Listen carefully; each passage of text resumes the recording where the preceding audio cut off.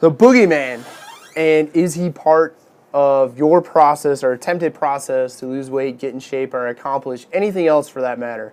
I'm Ray Binkowski, sitting in FitWorkz Hybrid Training Gym in DeKalb, Illinois. Coming to you live on Periscope. If you're watching this on social media and you have questions, post them. If you're on Periscope, feel free to ask. So the boogeyman, in the world of health, wellness, fitness, nutrition, this came up no less than 2 times in the last 3 hours right here in my club. The boogeyman represents the giant maybe.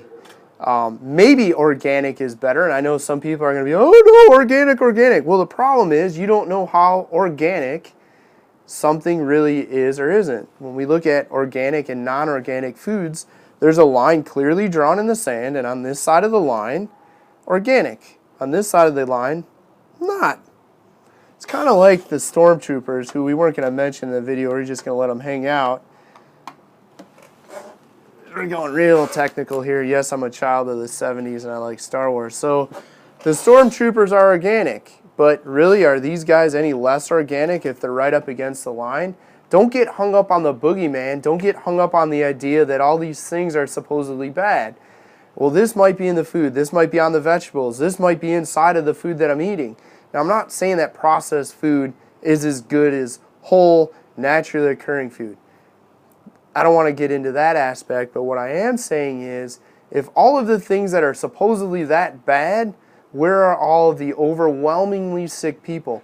We just don't see them. Statistically speaking, there'd be this huge body of evidence that says everybody that eats XYZ that's not organic gets this disease.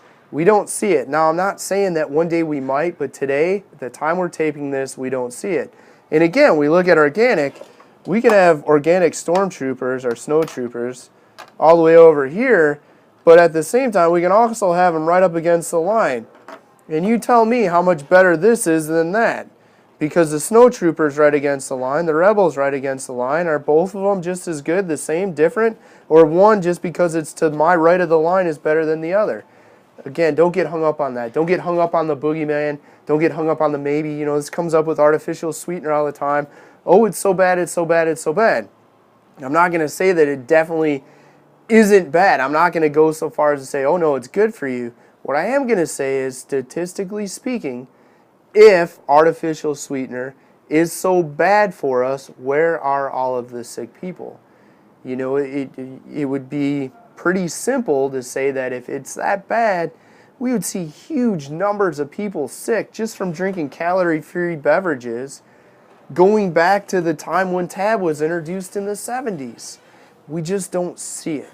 So don't get hung up on the boogeyman. I think there's plenty of places where you can put your time, your effort, and spend your energy that don't include focusing on all these possible what-ifs and maybes and everything else. Focus on what you do know. Make sure you eat, 4, 5, or 6 meals a day. Make sure you have protein at every meal. Make sure you're not completely excluding entire food groups. For example, carbs or fat. You need some carbs. Your training will be better. Your results will be better. You also need some fat. Fat plays a major role in the production of every hormone in the body. Don't completely exclude entire food groups. Don't skip breakfast. Supplement-wise, keep it simple. Take care of the big things, i.e. not skipping meals, and then you can talk about supplements. Until that time, protein powder, quality protein powder, is going to make your life convenient. Speaking of convenient, convenient means you will do it. This conversation came up by email and again in our club this morning. Is it better to buy the prepackaged, sliced, chopped up vegetables, or should I buy my own, wash them, and put them in my own bag? What about oatmeal? Is it better to buy the big cardboard tube of oatmeal, instant oatmeal that's not flavored, or is it okay to buy the individual packets? Well, in the case of oatmeal, individual packets often have lots of other stuff we don't need, like lots of extra sugar. It's also more expensive. You're going to get 4 or 6 little packets for probably what you can get, 10, 20, 30 servings out of the big container, and you can add cinnamon, you can add artificial sweetener, you can add stevia or stevia or however you say it, and you can make your own flavored oatmeal and put it in a baggie and make it convenient. At the end of the day, it's been our experience, rather than get hung up on, is it better to buy the vegetables and cut them myself and bag them than buying the prepackaged ones? Is it better for me to constantly be driving around with hard-boiled eggs, chicken breasts, a bag of tuna fish, some vegetables, and a piece of fruit? Or is it okay to have the protein bar? At the end of the day, convenience trumps what might be best. What do I mean by that? If it's not convenient, most people will not do it. Contrary to what we believe, all of us think we're crazy busy. All of us think, oh my God, the sky's falling. I have so much going on.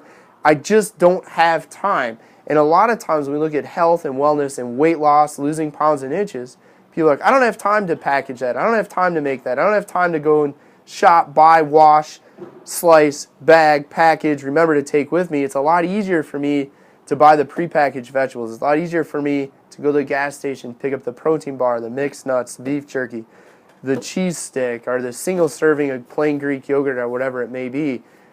And if we try and make it so that it's not convenient, you won't stick with it. So again, convenience trumps what might be best, because if it's convenient and it's still a decent decision with food, it means you're more likely to keep doing it. Any questions? Any hearts? Lots of hearts. Lots of hearts. We don't have any questions. Come on, somebody ask something.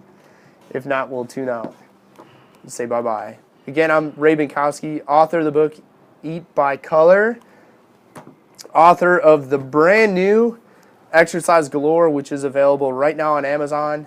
We wrote it to be read on Kindle. You can get it for Kindle today. Kinetic Kel asks, is it the same with egg whites? You know what? We had a discussion about eggs too. So here's the deal with egg whites. Unless there's a specific reason, or you're hung up counting calories, macros, points, or something else, and you're ditching the egg yolk, if you look at the average large egg, 70 calories. 15 of those calories are going to come from the egg white, about 3 grams of protein. The rest of the calories are going to come from the yolk, along with the rest of the protein in the egg. Two things happen when you toss the yolk.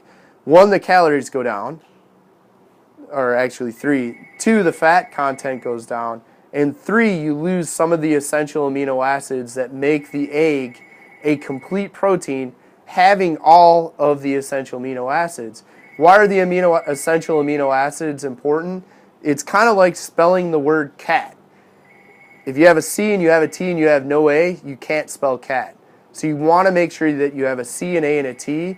Getting the essential amino acids, make sure that you actually have that, and that you don't come up short in terms of fueling your recovery with adequate amino acids. The other thing, and this came up, we're working with an athlete that's getting ready to go to a combine and a pro day for the CFL, Canadian Football League. So it's up in Canada where they play football. He's got an invite for a 3-day tryout. He's on a budget. He wanted to know what is the plan, or how can he plan for him. You know, what do I need to do? I'm on a budget. How do I get enough protein? How do I maximize my recovery? And he asked about egg whites. I said, well, you're on a budget. You need to maximize your dollar when you look at buying food. And if you're tossing the egg yolks, you're losing calories, you're losing amino acids, you're losing fat, which plays a major role in hormone production. Testosterone is kind of important, potential CFL football player. And you're throwing it in the garbage, and you're paying to throw that in the garbage, so have the egg yolks. Any other questions? You can find us at Eat by Color, hashtag Eat by Color, here on Periscope at Eat by Color. On YouTube, we're approaching 1,000 videos, everything from health, wellness, nutrition, weight loss, a ton of training videos, a ton of functional training videos, youtube.com/FitWorkz DeKalb. On Facebook, facebook.com/eatbycolor. We'd love to hear from you. Feel free to post your questions.